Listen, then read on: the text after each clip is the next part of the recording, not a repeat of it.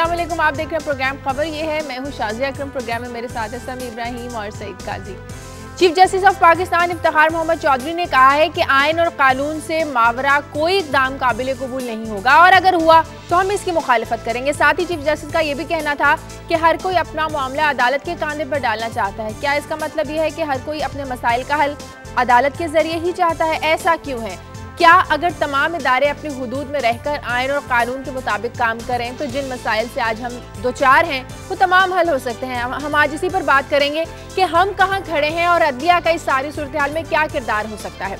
सवाल आज का हम आपको बता दें, सवाल हमारा यह है कि अवाम का बुनियादी मसला आपके नज़दीक क्या है? आपका मसला अदलिया और हुकूमत की महाज आराई या रोटी कपड़ा और मकान? इस पर अपनी राय दीजिए, ईमेल कीजिए, SMS करिए और टेलीफोन कॉल के जरिए हमारे सवाल का जो इजहार है उसका जवाब दीजिए।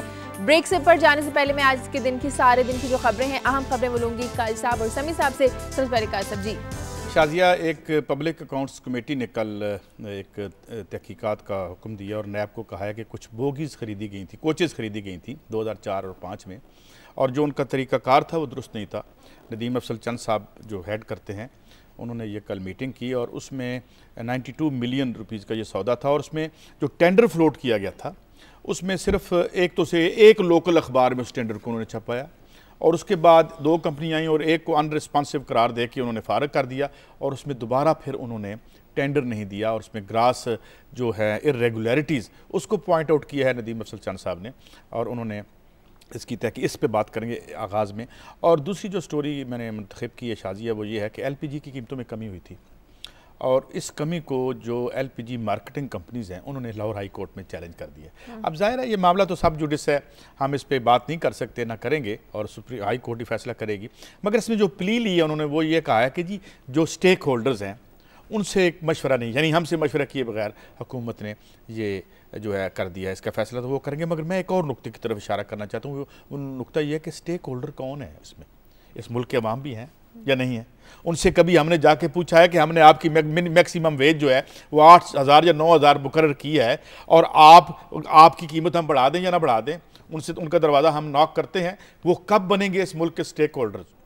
मगर हमें उम्मीद है, जिस तरह समी साहब माशाल्लाह फरमाते हैं 1000 साला जमहूरी मनसूबा उन्होंने बना रखा है, तो कभी इंशाल्लाह वो भी हो जाएगा, उसमें देखेंगे। लेकिन आवाम से कोई नहीं पूछता, इस पर बात करेंगे। और आखिर में बात करेंगे शाजिया हम कि एक जो पार्लिमान है बरतानिया की, उसके सामने उनकी इंटेलिजेंस एजेंसियों को बुलाया गया है और ये जो मैंने ख़ास तौर पर इस खबर को इसलिए मुंतखब किया कि वो कैसे सोचते हैं और उनसे कहा गया कि ये जो अरब स्प्रिंग आई थी इसके बारे में आपने कोई प्रीएम्प्ट नहीं किया, कोई हमें नहीं बताया, इसका कोई we were taken by surprise.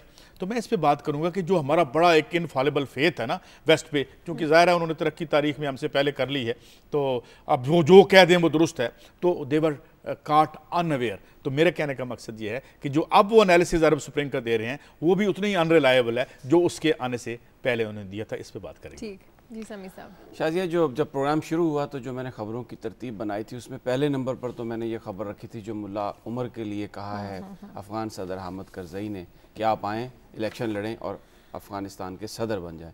गोया कि एक यू टर्न जो लिया। लेकिन एक दूसरी खबर जो बलूचिस्तान से थी वो ये थी कि वहाँ से मज़ीद जो 7 या 8 कारकुन जो हैं वो अगवा हुए हैं। लेकिन अभी जब प्रोग्राम शुरू हुआ तो मेरे प्रोड्यूसर साहब बता रहे थे कि अब खबर ये आई है कि उन कारकुनों को भी कत्ल कर दिया गया है, उनकी भी लाशें मिली हैं। तो इस पर आज कुछ नज़र डालेंगे कि ये सब क्या हो रहा है।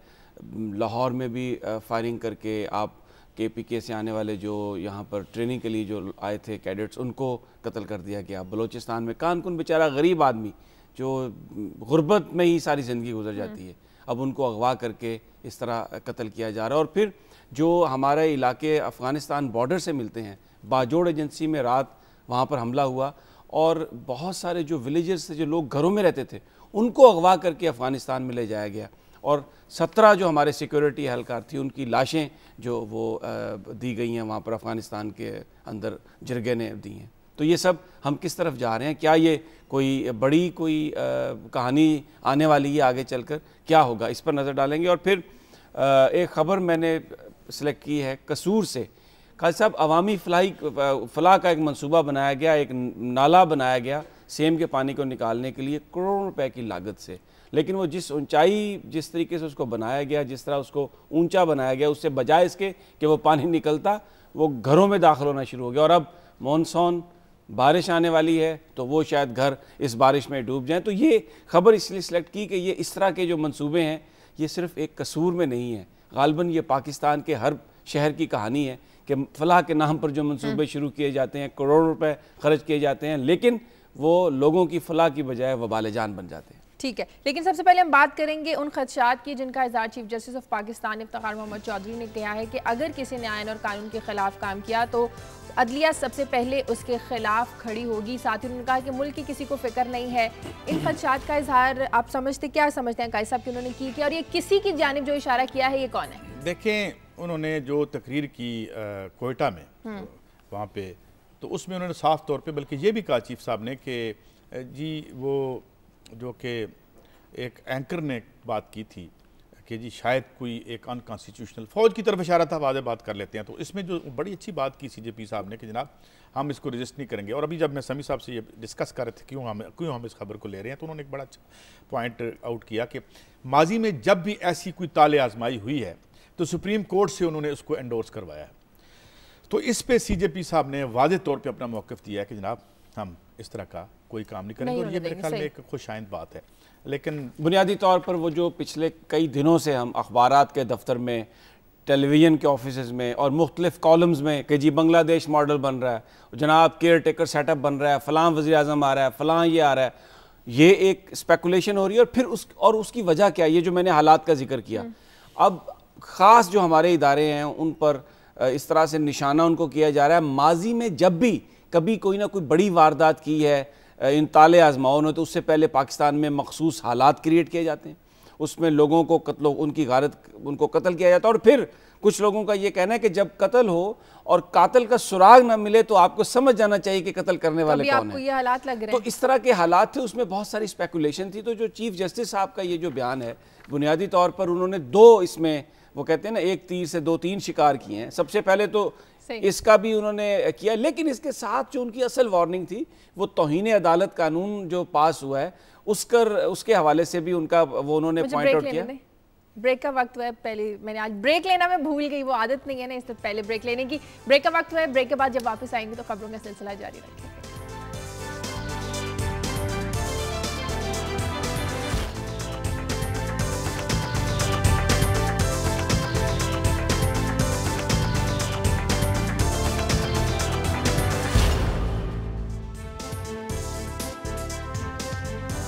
ब्रेक के बाद खुशामदी चीफ जस्टिस इफ्तिखार मोहम्मद चौधरी का ये कहना है कि हर मामला अदालत के कांधों पर डाल दिया जाता है। समी साहब, क्या इसका मतलब ये हुआ कि हर कोई अपने मसले का हल अदालत के जरिए चाहता है? देखें, जो माजी में हुआ है उसमें तो ऐसा ही लग रहा है कि शायद जो तमाम मसाइल का हल है वो सुप्रीम कोर्ट ने निकालना है। इसकी दो वजूहत हैं। एक तो ये कि जो पाकिस्तान की एग्जेक्टिव है, जो पाकिस्तान के पॉलिटिशियन है, जो उनका फरीज़ा था वो उस तरह से सर अंजाम देने में कामयाब नहीं नज़र आते। वो अपनी रिस्पॉन्सिबिलिटीज़ वैसे पूरी नहीं कर रहे हैं जिस तरह उन्हें करनी चाहिए थी। वो जो एक वैक्यूम क्रिएट हुआ उसमें स्टेप इन हो गया सुप्रीम कोर्ट ऑफ पाकिस्तान। और अब इस वक्त ये लग रहा है कि शायद सारे जो मामलात हैं, कोई अगर किसी चीज़ की कीमत का मामला है, किसी के प्रपोशन का मामला है, किसी की तहकीकात का मामला है, सारे के सारे जो मामले हैं वो जुडिशरी के ज़िम्मे डाल दिए गए हैं। और ये मेरा ख्याल है ज़्यादती है जुडिशरी के साथ, इसलिए कि अगर आप उनको इन मामलात में ड्रैग इन करें, यानी जो सबसे अफसोसनाक बात थी वो ये थी जब पाकिस्तान के सियासतदान सारी की सारी पटिशन वो उन मामलात को जो उन्होंने पार्लियामेंट में हल करने थे, इंतज़ामिया के साथ बैठ के हल करने थे, उनको वो अदालतों में ले गए और वहाँ पर जाके उन्होंने ये बार बार कहा कि पार्लियामेंट अपना फरीज़ा अंजाम नहीं दे रही, ये पार्लियामेंट जो है ये काम नहीं कर रही। तो उस पर फिर क्या होना था? कायद साहब, सुप्रीम कोर्ट ने स्टेप इन करना ही था। देखिए, मेरी पीपल्स पार्टी के रहनुमा शौकत बसरा इस वक्त हमारे साथ लाइन पर मौजूद है, उनसे बात करते हैं। शौकत बसरा साहब, बहुत शुक्रिया आपका। चीफ जस्टिस इफ्तिखार मोहम्मद चौधरी ने जिन खदशात का इजहार किया है कि अगर किसी ने आयन और कानून के खिलाफ इकदाम कोई भी काम किया तो अदलिया सबसे पहले उसके खिलाफ खड़ी होगी, किस किस्म के खदशात आपको लग रहे हैं? क्या हालात ऐसे हैं जिन खदशात का इजहार उन्होंने किया है? शायद मेरे ख्याल में चीफ जस्टिस साहब का जो बयान है, अगर तमाम इदारे इसको फॉलो करें तो मेरे ख्याल में सबके लिए बेहतर होगा। अभी तो फिलहाल जो सिचुएशन मैं देख रहा हूँ कि चीफ जस्टिस ऑफ पाकिस्तान, ये जो लेटर का मामला चल रहा है, अगर खुद 248 पे अमल करें तो मेरे ख्याल में आइन बच सकता है। हमें हुक्म दिया जा रहा है कि हम आइन को तोड़ दें। देखिए 248 जब तक मौजूद है और उसके अंदर प्रेसिडेंट को इम्यूनिटी हासिल है, उस वक्त तक आइन हमें इजाजत नहीं देता हम लेटर लिखें। तो मैं बड़े अदब के साथ गुजारिश करूंगा चीफ जस्टिस साहब से कि सबसे ऊपर आइन जो है वो सुप्रीम है, अदालतें सुप्रीम नहीं है। अच्छा, एक शौकत बसरा साहब, मुझे एक सवाल आपसे ये करना है। आपने आइन और कानून की बात की, लेकिन इस आइन और कानून में यह भी है कि पाकिस्तान के अवाम को रोटी देनी है, उनकी तारीकी ख़त्म करनी है, उनके मसाइल हल करने हैं। मुझे आप ये बताइए ज़रा अपने सीने पर हाथ रखकर कि गुज़श्ता 4 साल की जो इस हुकूमत की परफॉर्मेंस है उसमें अवाम को कुछ आपने दिया?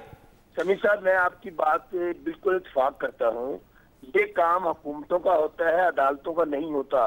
अदालतें अपना काम करें, हमें अपना काम करने दें। हम कोशिश कर रहे हैं, मसाइल बहुत ज्यादा हैं, मसाइल कम है, लेकिन इसका मतलब ये हरगिज नहीं है कि अगर मसाइल हल नहीं हो रहे, ये जो जैसे आप खुद कह रहे थे कि तमाम मसाइल का हल अगर सुप्रीम कोर्ट निकालना शुरू कर दे, ट्रांसफर पोस्टिंग भी वो शुरू कर दे, कि चीनी की कीमतें मुकर्रर करने भी वो शुरू कर दे, हर चीज का 100 मोटो लेना भी शुरू कर दे, तो मुझे बताइए कि मुल्कत किस तरह चलेगी।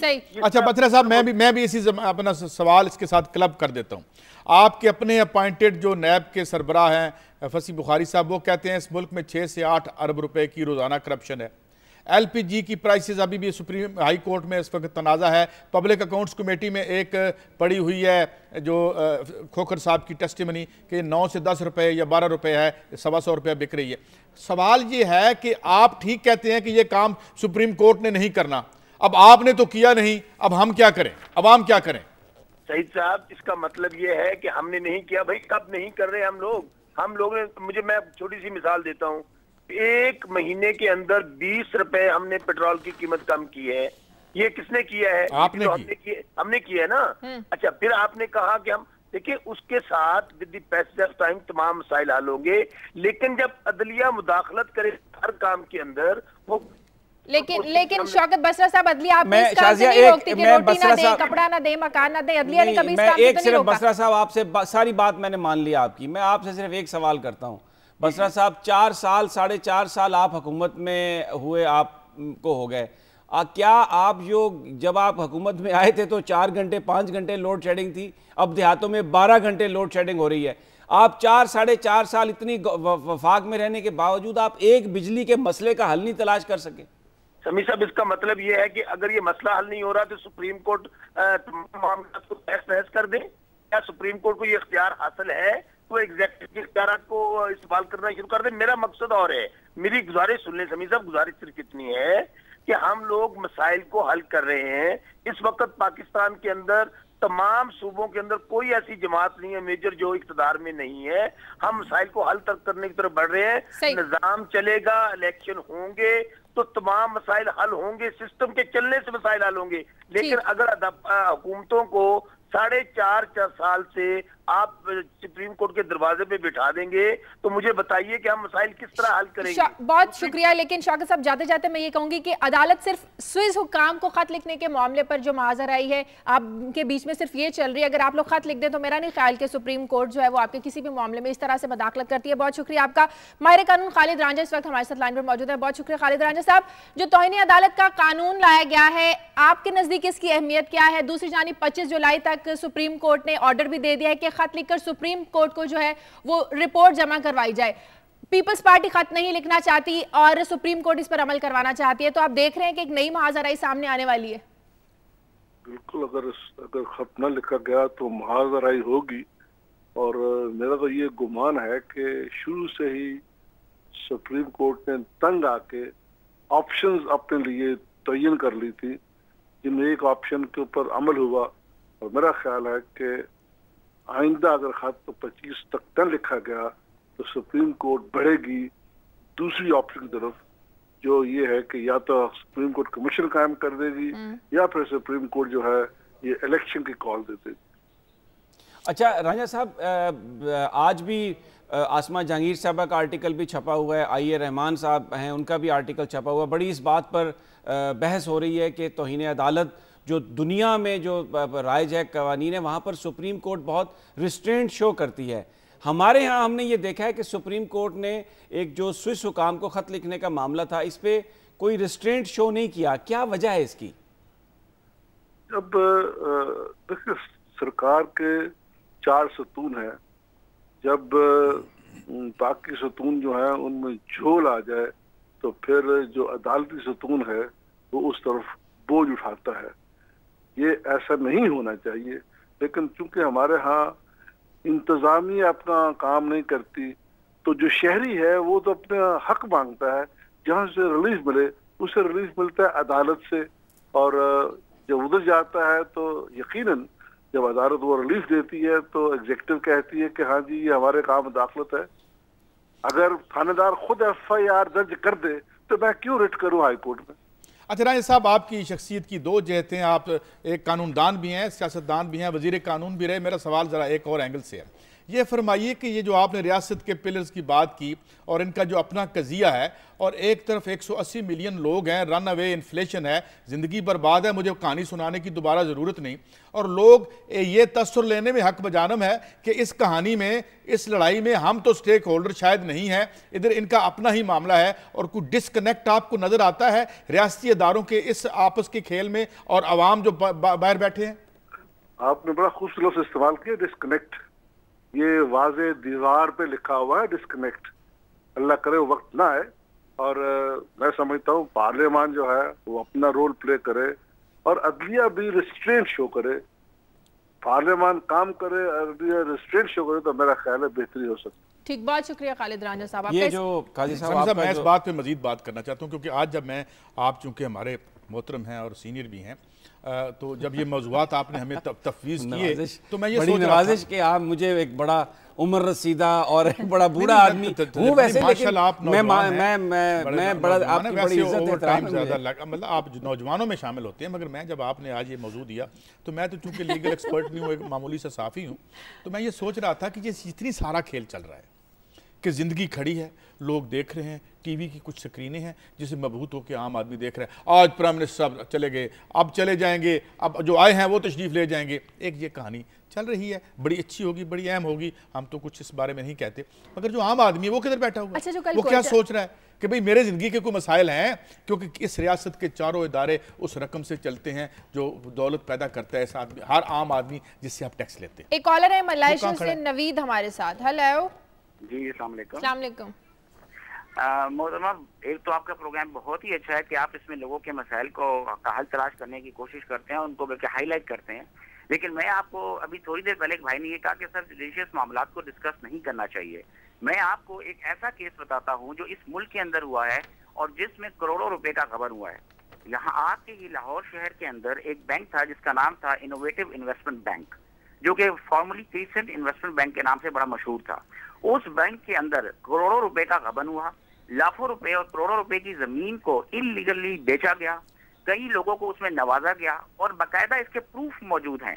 सिक्योरिटीज और एक्सचेंज कमीशन ऑफ पाकिस्तान इसमें इन्वॉल्व है, इनकी तमाम डीलिंग्स में इन्वॉल्व है। कोर्ट में ये केस चल रहा है, कोर्ट में मालूम हो चुका हुआ है कि ये सारा फ्रॉड था, लेकिन इसके बावजूद आज तक पिछले 7 सालों से हम लोग सफर कर रहे हैं, लेकिन आज तक किसी अदालत ने इसका फैसला नहीं दिया।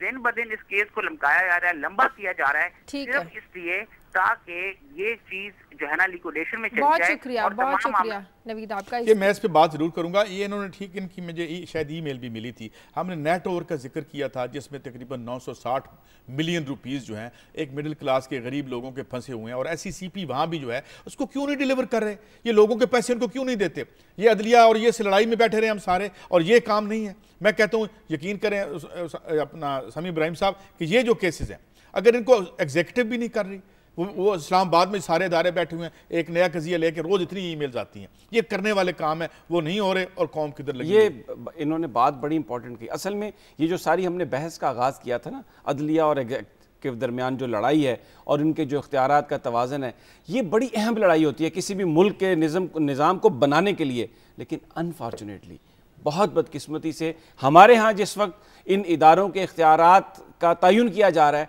उस वक्त जो एक सबसे अहम इदारा था इंतज़ामिया और पार्लियामेंट, उनकी कारकर्दगी इतनी बोगस है, ये पिछले 4 साल में आप देखें, चाहे वफाकी हुकूमत हो चाहे सूबाई हुकूमतें हों, कि उन्होंने अवाम को कुछ रिलीफ नहीं दिया। वो जो एक वैक्यूम है, उस वैक्यूम में जो सुप्रीम कोर्ट की एक्सेसेस हैं, हाँ। अब उन पर हम तनकीद नहीं कर पा रहे, उनको हम ये नहीं बता पा रहे कि कहां पर वो एक्सेस हुई है, क्योंकि जैसे काजी साहब कह रहे हैं डिस्कनेक्ट है, तो अवाम को डिलीवर नहीं हुआ। अगर नहीं, ठीक नहीं है, सुप्रीम कोर्ट जो एक्सेस कर रही है, अगर वो अपनी पार्लियामेंट नहीं करेगी तो सुप्रीम कोर्ट बात तो कर लेने थे, मुझे बात कर लेने थे। अगर वो अपनी हदूद में उनको रहना चाहिए, वो अपनी हदूद से निकल आई है बाहर, लेकिन दूसरी तरफ वैक्यूम है, क्योंकि सियासतदान वो अपना फरीजा सरंजाम नहीं दे सके, इसलिए उनका जो इख्तियारात से उनका जो ज्यादा इस्तेमाल है वो आवाम को बुरा नहीं लग रहा। वो ये बदकिस्मती है इस मुल्क की। तो ये इसमें सबसे बड़ी, बिल्कुल सबसे बड़ी गलती सियासतदानों की है। अगर वो अपनी अंजाम अपने काम सही तरीके से करते, आज महंगाई ना होती, कुछ रिलीफ होता, अनएम्प्लॉयमेंट ना होती, तो सुप्रीम कोर्ट इस तरह से एक्सेस नहीं कर सकती। देखें, बात ये है कि क्यों मिठाइयाँ हर किसी के जाने पे मिठाइयाँ तकसीम होती हैं, ये होता है ना। वो तो काजी साहब एजेंसियों वाले तकसीम कराते हैं मिठाइयां, सर रिलीफ भी होता है। अब मैं आपको याद दिलाता हूं, आप मैं भुट्टो के सारे काम मिठाई मांगी बांटी गई, नवाज शरीफ साहब को भेजा गया तब भी मिठाई बांटी गई, मुशर्रफ साहब तब भी मिठाई बांटी गई। ये कुछ लोग करते हैं, आवाम का इससे कोई ताल्लुक नहीं है। ये मेरे साथ लास वेगस में बैठे हुए थे और ये परवेज मुशर्रफ साहब ने जब टेक ओवर किया, हम एक फ्लैट में बैठे थे, नेमतुल्लाह क्या नाम है उसके, तो सब कह रहे थे बड़ा अच्छा हो गया, ये पकड़ लेंगे, ये करेंगे, ये। तो वहाँ अगर समी साहब को याद हो तो मैंने कहा था ये जब जा रहे होंगे तो आप इसी तरह मिठाइयाँ बांटेंगे। ये हम करते हैं, मगर क्यों करते हैं कि नाक में दम कर देते हैं आप 4-5 सालों में लोगों का, कि आपको एक जिस आदमी जो मसीहा नहीं है उसमें आपको मसीहा नजर आना शुरू हो जाता है। तो ये इशू है बेसिकली, यही मैंने अर्ज किया जो अभी आपने बात। अच्छा, कोयटा में जो कल चीफ जस्टिस ने कहा कि घर से निकलते वो भी ये सोचते हैं कि मैं किसी के काम आ जाऊं, तो इसका क्या मतलब? उन्हें भी अपनी लाइफ थ्रेट से जिस तरह से वो काम कर रहे हैं बिला खौफ व खतर।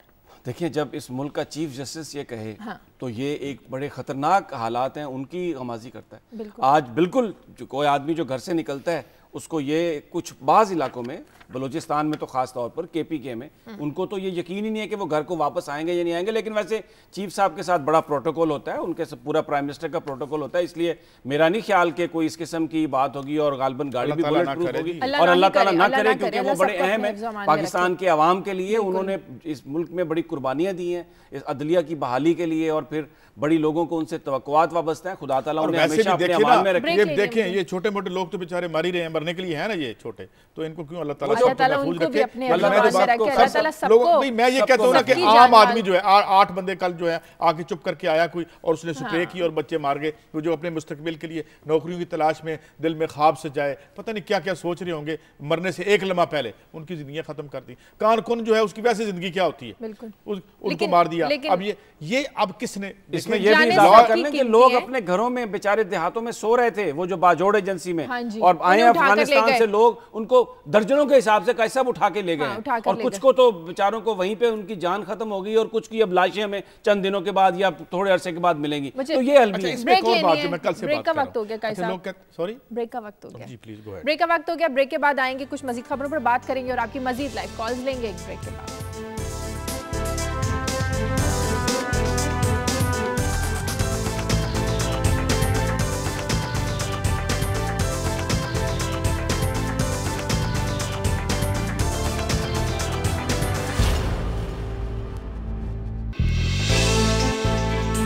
ब्रेक के बाद खुश आमदीद। काई साहब, आपने खबर दी थी ओगरा और हुकूमत को जो LPG की कीमतों पर नोटिस दिया गया जी, उसमें हाई कोर्ट को मूव किया गया। जो LPG मार्केटिंग कंपनीज हैं वो एक सब जुडिस मैटर है, मैं तो उस पर बात नहीं कर सकता। नोटिस अलबत्ता हो गए गवर्नमेंट को और ओगरा को कि जी उन्होंने जो स्टेक होल्डर हैं या ऑयल जो इनकी मार्केटिंग कंपनीज हैं उनको कंसल्ट नहीं किया। मगर जब मैं वो ख़बरें इस तरह से देख रहा था प्रोग्राम के लिए, तो मैंने सोचा कि जी स्टेक होल्डर से सबसे तो स्टेक होल्डर्स में आवाम कब स्टेक होल्डर बनेंगे कि हम एक खतीर रकम 8,000 या 9,000 रुपए की हमने मिनिमम वेज करार दी है, जो मिलती नहीं है सबको। 7,000 की थी शौकत अजीज साहब ने, वो नहीं मिली थी। कोर्ट इस वक्त आवाम की बात तो कर रही है। मैं कोर्ट की तो बात ही नहीं कर रहा। ये तो कोर्ट का इशू ही नहीं है, मैं तो कोर्ट की बात नहीं कर रहा। मैं ये कह रहा हूँ कि हम बड़ी जमहूरियत की बात करते हैं जी, अवाम से हमने पूछा कि आज इतनी प्राइस हम स्लैब करने लगे आप पे, और शाजिया इनमें क्या अब नॉर्मल प्रॉफिट्स नहीं है? अपने दिल पे हाथ रखिए, जिस तरह आपने कहा था कि रखें दिल पे हाथ रख के कहें कि सारे अब नॉर्मल प्रॉफिट्स नहीं ले रहे। क्या ये वो प्रॉफिट्स नहीं है जो इस रियासत को ड्रैग करके नीचे ला रहे हैं? मैं नहीं नाम लेना चाहता किसी इंडिविजुअल्स का, पता नहीं हम कितनी बात कर सकते हैं या क्या नहीं कर सकते, लेकिन तो जो आम आदमी है जिसको 7,000 रुपया दे के आप उसकी हातम तय की कब्र पे लात मारें या 8 या 9,000 रुपये दे के, उससे पूछने का कोई निज़ाम नहीं है, कोई प्राइस का मैकेनिज्म नहीं है। बिल्कुल आके वो कार्टल्स आते हैं, ऊपर नीचे करते हैं डिमांड सप्लाई को, लोगों को फ्लीस करते हैं और आगे निकल जाते हैं। और फिर हम कहते हैं जी अवाम एहतसाब करेंगे अगले इलेक्शन में। अवाम बेचारे वोट की पर्ची डाल के फिर घर चले जाते हैं, फिर नए आ जाते। तो ये मैं ये कह रहा हूँ कि when people would be the stakeholders, कब हम उन्हें रियल स्टेक होल्डर बनाएंगे? कोई क्या 1000 साल जो मनसूबा समी साहब ने जमहूरी मनसूबा दे रखा है, वैसे तो इस निज़ाम में 1000 साल में भी ये काम हो जाए ना, बहुत लंबा नहीं, जो जिस निज़ाम की ये दाई है ना, इसमें बैठ के अगर ये काम 1000 साल में भी हो जाए तो मैं समझूंगा उजरत में हो गया। तो फैसलाबाद से कॉलर है हमारे साथ बशीर। हेलो, बशीर सनोबर फैसलाबाद से बात कर रहा हूँ। जी जी बोलिए। मेरा खुसूसी तौर पर समी इब्राहिम साहब से ये एक सवाल है। सवाल ये है कि पाकिस्तान के मीडिया में एंकर पर्सन का एक मखसूस टोला आज़ाद अदलिया और आज़ाद मीडिया का शोर मचाए रखता है। सवाल ये पैदा होता है किसी भी मुआशरा में आज़ाद मुआशरा और गैर तबकाती समाज ही में ये मुमकिन है। अन्ना हज़ारे पर तो मीडिया ने बड़ा शोर मचाया, लेकिन जब इस्लामाबाद में राजा जहांगीर ने अपने गैर तबकाती फलाही रियासत के लिए हड़ताल की थी, उसका जिक्र भी नहीं आया हमारे मीडिया में, ना इलेक्ट्रॉनिक में ना प्रिंट में। आखिर इसकी क्या वजह है? ठीक है, मैं अर्ज कर दूं, सवाल तो आपसे है। अन्ना हजारे का आपने जिक्र किया, अन्ना हजारे को सारी जो बड़े बिग बिजनेस है इंडिया का वो सपोर्ट कर रहा था, वो उसके पीछे था, जिस तरह वो मुख्तलिफ NGOs उसके पीछे थी। मगर मैं आपको एक और भी बात आपकी बात के हवाले से कह दूं कि इसी जो चंद महीने पहले इंडिया नहीं बल्कि पूरी दुनिया की सबसे बड़ी स्ट्राइक हुई, जिसमें राइट विंग से लेकर लेफ्ट विंग की तमाम पार्टीज ने इंडिया में हड़ताल की और तकरीबन 10 करोड़ वर्कर उस दिन काम नहीं कर रहा था और एक खबर नहीं आई। मैं आपकी तरफ बुनियादी तौर पर इस वक्त हमारा जो मीडिया भी है ना, उसको अगर हम ये कंसीडर कर लें कि ये कोई बहुत आज़ाद इंडिपेंडेंट मीडिया हमारा नहीं, पूरी दुनिया का, ये बेसिकली कॉर्पोरेट मीडिया है और इसमें आज़ादियाँ किसी हद तक हैं। लेकिन इसको अगर हम ये कहें कि ये मुकम्मल तौर पर आज़ाद है तो ये बात गलत होगी। और जिस टोले का उन्होंने जिक्र किया वो एक मखसूस टोला है और आज़ाद अदलिया के नाम पर वो मुख्तलिफ किस्म की वो तावीलें और वो एक ख़ास तौर का माहौल क्रिएट करने की कोशिश हो रही है। अब देखिए, जैसे मैंने ये कहा कि क्योंकि सियासतदान अपना फरीज़ा सरंजाम नहीं दे सका, अब काजी साहब के पास भी मौका है, उन्होंने बड़ी बात की ज़बरदस्त, मैं उसको डिफेंड नहीं कर सकता। वो डेमोक्रेसी का मजाक उड़ा दिया उन्होंने कि 1000 साल मंसूबा है, 2000 साल मंसूबा है, यानी बुनियादी तौर पर तो डेमोक्रेसी है, अबाउट राइट ऑफ पीपल, वो नहीं मानते इस बात को। अब उनकी बात में वजन नजर आ रहा है क्योंकि इस गवर्नमेंट ने क्योंकि काम डिलीवर नहीं हुआ। लेकिन मैं फिर भी ये कहूँगा, निज़ाम बुरा नहीं है, निज़ाम को जो इस वक्त चलाने वाले लोग हैं वो बुरे हैं और उनको माने या ना माने उसकी तब्दीली का तरीकाकार भी वोट है। अच्छा, लोगों की उसमें इन्वॉल्वमेंट है। अगर ये लोग इन्वॉल्व हो जाए सारे पाकिस्तान के जो अवाम है, अगर वो अपनी रिस्पॉन्सिबिलिटी समझें और वोट को पर्ची मत समझे, मेरा इख्तलाफ ये है कि जब तक तो हम बर्बाद थे यहाँ पे, तो हम ये कहते थे जी कि देखिए जी हमसे चलाया नहीं जा रहा, मशीन वही है, गाड़ी वही है, हमारा ड्राइवर गलत है, यही दलील है ना।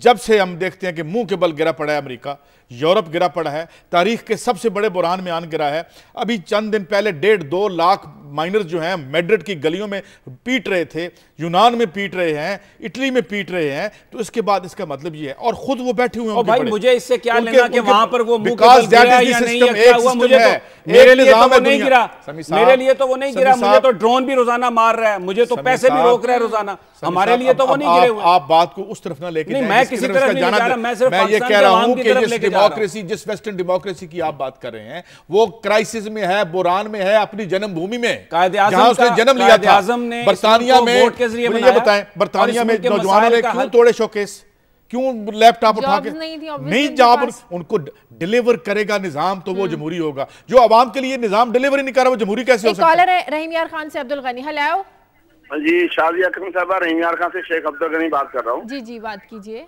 मेरी काजी सईद साहब से सवाल है कि अगर पीपल्स पार्टी वाले अब भी खत नहीं लिखते तो चौधरी इफ्तिखार साहब कब तक ये बहरान जो है ये मुल्क में पैदा किए रखेंगे? चौधरी इफ्तिखार साहब को अवाम के ऊपर थोड़ा सा रहम करना चाहिए। ठीक है, शुक्रिया अब्दुल गनी साहब जी का। मैं इनकी बात जो समझा वो ये है कि एक मुल्क जो रियासत के जो इदारे स्टेल मेट, जिसे आप शतरंज की इस्तिलाह में कहते हैं, कि आगे जाने का कोई रास्ता, एक ऐसी सिचुएशन में ये खुद मुब्तला हो गए हैं कि अब हर आदमी मैं कल से हर एनालिस्ट से पूछ रहा हूँ, हर ज्यूरिस्ट से पूछ रहा हूँ, हर कानूनदान से पूछ रहा हूँ, यार इसका वे आउट क्या है? हाँ। इधर से हम कहीं निकल के जाएंगे या नहीं जाएंगे? राजा साहब जाएंगे तो कोई कल कह रहे थे एक प्रोग्राम में 10 साहब आ जाएंगे, जो मर्जी, तो कोई रास्ता है या नहीं है? तो ये जो हमारे बड़े हैं ये बैठ के क्या सोच रहे हैं या नहीं सोच रहे, यही सवाल इनका है, यही सवाल हर आदमी का। और फिर इसके साथ जो हमने बात जोड़ दी है शाजिया, वो ये है कि लोगों के को हमारा जैसे मसाइल मौजूद हैं, इतने बड़े मसाइल मौजूद हैं कि उनके ये हल हो जाए तो फिर एक और भी पाकिस्तान का मसला बड़ा मौजूद है। यहाँ पर इस वक्त इस निज़ाम को समेटने की बात की जा रही है। कायद साहब, मुख्तलिफ तावीलें पेश करके, मुख्तलिफ बहाने बना के जो नाकामियाँ थी उसको सीढ़ी बनाकर अब पूरा निज़ाम समेटने की बात की जा रही है। जैसे अभी आपने माशाल्लाह बड़ा अच्छा खुतबा दिया कि जिसमें आपने फरमाया कि ये जो जमहूरियत है ये तो बरतानिया में भी नाकाम हो गई है, ये अमेरिका में भी नाकाम हो गई है, वो मुल्क टूट गए हैं, वो मुल्क भाई हमसे उनके बड़े अच्छे हालात हैं और हमारे लिए अभी भी वैसे ही अमेरिका अभी भी वैसे ही ड्रोन मार रहा है, हमारे ऊपर वैसे ही उनका इन्फ्लुएंस है, हमें वैसे ही वो जकड़ रहे हैं। हमें अपने हालात के मुताबिक बात करनी। आप मुझे अमेरिका की ज़बान हाली का करके मुझे कंफ्यूज ना करें। वजह ये है, मुझे तो ये पता है कि यहाँ पर पाकिस्तान में कुछ भी नहीं है। कल मंटर साहब कह के गए हैं कि आपके बड़े लीडर हमारे प्रो हैं, और हुजूर अब आप जाती कर रहे हैं। लीडर्स पे प्रो नहीं कहा उन्होंने, लीडर्स ने इस बात की कही, उन्होंने कहा वो मुखालिफ नहीं, उन्होंने कहा वो मुखालिफ नहीं। सभी साहब आप तो यद तूला रखते हैं चीज को कंफ्यूज करने में। हुजूर मैं ये अर्ज कर रहा हूं कि जब हम ये बात कहते हैं कि दिस सिस्टम जो सारा आपका इंपोर्टेंट निजाम है, अभी मैं ये इंपोर्टेंट निजाम, मैं आपको एक पाकिस्तान इस मुल्क में 64 साल पहले जो बना मुल्क कायद-ए-आज़म ने इसको वोट के जरिए बनाया, इलेक्शन के जरिए बनाया, लेकिन ये मुल्क वोट के जरिए बना हुआ था। ये मुल्क वोट के जरिए बना। डेमोक्रेसी कहां पैदा हुई थी हजूर? ये जो आप किसको कहते हैं, इसको मदर ऑफ डेमोक्रेसी में हुई थी, तो उसी की है ना। तो वो अपनी जन्मभूमि में क्राइसिस में है, तो आपके यहाँ ठीक कैसे होगी? इसमें क्या है भाई? माशी इंपावरमेंट अगर वोटर की नहीं होगी, उसे आप किससे कहानियां मोहब्बत की, जमहूरियत के बड़े बड़े कंसेप्ट सुनाते रहेंगे। आप तो कह रहे हैं वो गुर्बत और गुर्बत की जिल्लत है, वो पता क्या कहते हैं ये शाजिया? आप तो ये जमहूरी बेरोजगारी देते हैं, ये जमहूरी गुर्बत देते हैं, ये आईनी बेरोजगारी।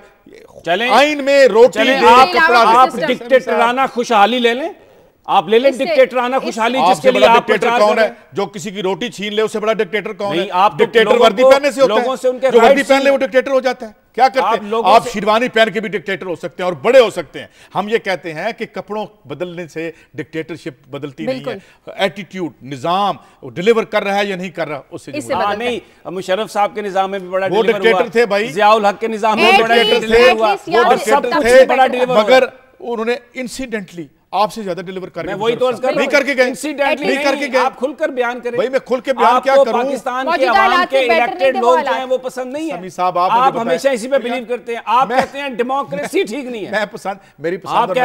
आप कह रहे हैं कि अमेरिका में डेमोक्रेसी नाकाम हो गई है, पाकिस्तान के लोग डेमोक्रेसी को मत सोचें। ये आपने भी यही फरमाया। मैंने सिर्फ ये देखे ना कैसा चीज को गलत के खिलाफ नहीं है। मैं सिर्फ ये कह रहा हूं, ये कह रहा हूं किया जा रहा है वो जब मैं सुने उन्होंने कहा कि वो अपनी जब इनके तबके की, जबकि इनके तबके की जेब की तरफ मैं इशारा करता हूं कि जेब में माल डाल के जमहूरियत का एक मुजरद कंसेप्ट मेरी तरफ, आवाम की तरफ ना फेंको, तो ये सीख पा हो जाते हैं, नाराज हो जाते हैं। अमेरिका से फरत अब्बास, हेलो जी, अस्सलाम वालेकुम जी। जी शाजिया, जरा 2 मिनट बात करनी थी आपसे भी, क्योंकि आप भी अब तबसरा करने लगी हैं। आपसे एक सवाल था और फिर काजी साहब से। जी। आपसे सवाल ये है कि जब चीफ जस्टिस का कोई मामला आता है तो आप बहुत जज्बाती हो जाती हैं, जबकि चीफ जस्टिस की वजह से हम लोग समझते हैं कि रोटी कपड़ा और मकान का मसला हल नहीं हो रहा, क्योंकि वो पूरी गवर्नमेंट उन्होंने 4 साल जो है वो अदालत में बिठाई रखी है। और ये आप जवाब देना। और कादी साहब से ये पूछना है कि उनकी जो बातें हम सुन रहे हैं आजकल, उससे वो बिल्कुल हमें एक अब्दुल कादिर हसन साहब याद आ गए हैं, जो 11 साल इसी तरह जमहूरियत के खिलाफ बातें। अब वो कह रहे हैं जी अमेरिका में नाकाम है, फ्रांस में, पेरिस में नाकाम, तो वहाँ क्या उन्होंने कोई फौजी आमर बिठा दिए हैं या कोई गवर्नमेंट के बंदे बिठा दिए? पहले तो मैं इनकी बात, वहाँ पर डेमोक्रेसी रहेगी। मैं जवाब देना। मैं आपके इमेजिनेशन को दुआ देता हूँ कि अगर मुझे देख के आपको अब्दुल कादिर हसन साहब याद आ रहे हैं, मुझे अगर कोई ऐसा आर्जा हो तो मैं यकीनन कोई दवाई लूँ। मगर दूसरी बात हजूर जो आपने फरमाई कि जब मैं सिर्फ इतनी बात कह रहा हूँ, मैं डिक्टेटरशिप की बात नहीं कर रहा, मैं ये कह रहा हूँ कि एक माशी डिक्टेटरशिप कंटिन्यू करती है और जमहूरियत के दौर में वो मजीद आमराना हो जाती है। और इसी और वो डिलीवर नहीं कर रही। अमेरिका बहादुर में भी वोट देने का प्रोसेस, नमाज अल्लाह ताला ने इसलिए फ़र्ज नहीं की कि आप वर्जिश करें, अगर वो नमाज आपके रवैये में तब्दीली पैदा नहीं करती, आप एक अच्छे इंसान नहीं बनते, तो हमें पीटी की जरूरत नहीं है ना। खुदा को हर चीज़ का एक मकसद है। जमहूरियत का मकसद है जमहूर की एम्पावरमेंट। जमहूरियत का नाम लेके उसकी जेब में से पैसे निकाल लेते हैं। कार्टल्स को आपने झोली में बिठाया हुआ, चाहे वो LPG के कार्टल हों, चाहे वो ऑयल मार्केटिंग के कार्टल्स हों, चाहे कोई और हों, और हमें आके जमहूरियत का भाषण दे देते हैं। भाषण ना दें, आम आदमी को रोटी दें, उसको जाब दें, उसके ख्वाब और अरमान है। हजूर मैं इतना कह रहा हूँ, और मैं सारी जो मेरी तहरीरें हैं, जो मेरी गुफ्तगू है, आज तक उसमें एक फिक्रा भी नहीं है इस बात का मौजूद कि मैंने किसी मार्शल लॉ या डिक्टेटर की हमायत की हो। और मेरा नहीं ख्याल चीफ जस्टिस ने रोटी कपड़ा मकान देने से रोका। चीफ जस्टिस ने सिर्फ ये कहा है कि सुप्रीम कोर्ट के हुक्म पर अमल दरामद किया जाए, और जब नहीं अमल किया जाता अस खुद नोटिस लेने पड़ते हैं। और मैं कभी भी जज्बाती नहीं होती चीफ जस्टिस के, जब भी बात इंसान के जो अल्फाज हैं, जो उसके एक्शन है, वो खुद बोलते हैं। इन तावीलों से, इस किस्म की एक्सप्लेनेशन से कुछ फर्क नहीं पड़ता। बात सिंपल सी ये है कि जिस तरीके से आज सियासतदानों को दीवार के साथ लगा दिया गया, आप दोनों मिलकर मुझे भी इस प्रोग्राम में ऐसे ही दीवार के साथ लगा दिया। ये जो काजी साहब की इतनी जबरदस्त आज जो खिताब है, मुझे नहीं पता किससे मिलके आए हैं कि बिल्कुल आज तो ऐसे लग रहा है कि ये जो जमहूरियत है इस मुल्क को बर्बाद कर देगी, तबाह कर देगी। मुझे समझ नहीं आती कि 25 साल माशाल्लाह आप साफत में हैं, अगर हम ये कहते हैं कि जमहूरियत में लोगों के कुछ माशी हकूक भी हैं, उस पर आप आंख बंद कर लेते हैं। नहीं, वोट डालो। कभी कोई मैं तो इतनी बात कर रहा हूं, मैं तो इतनी बात कर रहा हूं कि माशी हकूक दे दे लोगों को। बंद नहीं करते काजी साहब। मैं कहता हूं कि इस मसले का हल भी इसी निजाम में है। आप उस तरफ नहीं जाते। जब मैं कहता हूं कि निजाम में, तो आप कहते हैं 1000 साल, 2000 साल, 3000 साल, यानी लोग, यानी आप देखें उसको एक ड्रामा बना। लोगों ने इस मुल्क में कोड़े खाए, फांसियां लगी उन्होंने इस निजाम को बनाने के लिए। चलो जी, कोड़े फांसियों का हिसाब कर लेते हैं। खुदा की कसम, एक भी कोड़े फांसियों वाला इनकी सफों में नहीं है। मैं आज आपको बताता हूं, शायदा जबीन है यहाँ पे, उसका भाई फांसी लगा, उससे पूछे क्या किया पीपल्स पार्टी। वो उन्होंने कुर्बानी इसलिए नहीं दी थी कि उन्हें कार्नर प्लाट मिलता, मगर सबसे ज्यादा अगर इग्नोर किया पीपल्स पार्टी ने तो उन लोगों को किया जिन्होंने कुर्बानी दी। और जो करीब आए वो कौन थे? कोई जमीयत उलमा इस्लाम से आया हुआ है, कोई मजलिस शूरा से आया हुआ है। हजूर इस बात पे भी ना है, इसको भी आप डिफेंड नहीं कर सकते। मैं इसको डिफेंड नहीं कर रहा, मैं आपकी इस बात को तस्लीम करता हूं, लेकिन मैं ये कहता हूं कि फिर भी एक अगर आदमी को बुखार है तो उसका इलाज तो बुखार उतारने वाली दवा में है ना। आप ये कैसे कह सकते हैं कि जनाब बाजुकात आप 3 दफा उसका डोज लेते हैं फिर बुखार उतरता है। अब काजी साहब तो ये कहते हैं एक दफा गोली ली नहीं उतरा, अब यार 1000 साल ये गोली खाते रहे, अब 2000 साल ये करते रहे। भाई इसी में इसका मर्ज जो है उसका इलाज इसी में है। आप लोगों को कंफ्यूज ना करें। आप लोगों का जमहूरियत से एक तस्लीम नहीं हो रही कि ये खुद मर्ज बन गए हैं। They are part of the problem। जमहूरियत मर्ज बन गई है ये। ना, जमहूरियत मर्ज बन गई, क्योंकि अब कार्टल जमहूरियत है। जो यहाँ पे सवेरे यहाँ पे गोश्त का जो कीमत तय करते हैं, बिजली की जो कीमत तय करते हैं, वो इनके लिए जमहूरियत है। जमहूरियत अवाम नहीं है जो जेब से पैसे दे रहे हैं, वो नहीं। यार इसको इतना बुरा नाम ना दें जमहूरियत को। जमहूरियत एक बड़ा अलग कंसेप्ट है। खुदा अल्लाह ताला आपको सलामत रखे, इस तरह की बातें आप करते रहे। इन्होंने कुछ लोगों को, एक तबके को जमहूरियत समझ लिया। जी नहीं, एक मुझे सिर्फ एक इनका जवाब दे। ये बड़ी बात करते हैं कार्टल्स की, और ये कहते हैं कि अवाम की कोई ताकत नहीं। कार्टल्स ने चीफ जस्टिस ऑफ पाकिस्तान को हटाया, पाकिस्तान के अवाम ने चौधरी इफ्तिखार को दोबारा बिठा दिया। कार्टल्स ने फिर कोशिशें की उनको हटाने की, पाकिस्तान के अवाम ने उस तमाम साजिश को नाकाम बना दिया। पाकिस्तान के अवाम बड़े ताकतवर है और हमें उन पर ईमान है। जब काम कर रहे हैं तो आप लोग कह रहे हैं कि वो इंटरफेयर नहीं, हम ये नहीं कह रहे, कहते हैं हम ये कह रहे हैं कि तमाम इदारे अपनी हदूद में काम करें। बिल्कुल चीफ जस्टिस साहब का जो मनसब है, जो उनका काम है, जो इस मुल्क के लिए उनकी खिदमत है, उनको झुठला ही नहीं सकता। एक कॉलर है लाहौर से, अली। हेलो अस्सलाम वालेकुम जी अली। तो ये जो हमारे एंकर भाई बैठे हैं जो कह रहे हैं कि ये हमारा फला मसला है, रोटी और कपड़ा मकान का है, कुछ ये कह रहे हैं कि अदालती इंसाफ की जो रसाई नहीं होती, वो ये है। असल में हमारा बुनियादी मसला रोटी कपड़ा मकान तो है ही नहीं। ये हमारे मुल्क में जो हुकूमती अहदेदार हैं, जो सब करप्शन के मारे हुए और करप्शन की पैदावार जो है, यही हमारा मसला है। जब ये सही हो जाएगा, इंसाफ मिलेगा, हर को आदमी को उसकी दहलीज तक इंसाफ पहुंचेगा और लोगों को हर जगह पे सुनवाई होगी उनकी बात की, तो यकीनन तमाम मसाइल हल हो जाएंगे। रोटी कपड़ा मकान तो अल्लाह ताला वादा करता है कि हम देते हैं। इंसान जब पैदा नहीं होता अल्लाह ताला माँ के पेट में देता है, उसके बाद दुनिया में इंसान आता है तो अल्लाह ताला बंदोबस्त करते हैं रोटी का भी, कपड़े का भी, बड़ी अच्छी बात की। जब तक करप्शन खत्म नहीं हो सकती तो तब तक अवाम को कुछ नहीं मिल सकता। आपकी खबरों की तरफ आते हैं। मुल्ला उमर सियासत में आए, सदर करज़ई की पेशकश। देखिए, ये एक क्लासिक एग्जाम्पल है कि कोई भी मुल्क अपनी जो पॉलिसी है उसका तयन अपने मफादात के तहत करता है।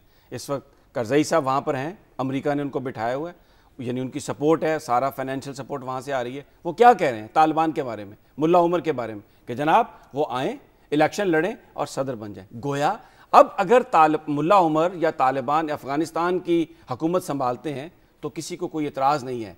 ये वही तालिबान है जिनको आप मार रहे हैं, पाकिस्तान में भी उनकी हमायत करने पर आप लोगों को ड्रोन मिसाइल मार रहे हैं, लेकिन वहाँ पर क्या उनकी स्टेटमेंट आई। ये एक चीज़, इस चीज़ की रिफ्लेक्शन है कि आप अपनी तरजीहात के मुताबिक जाएं।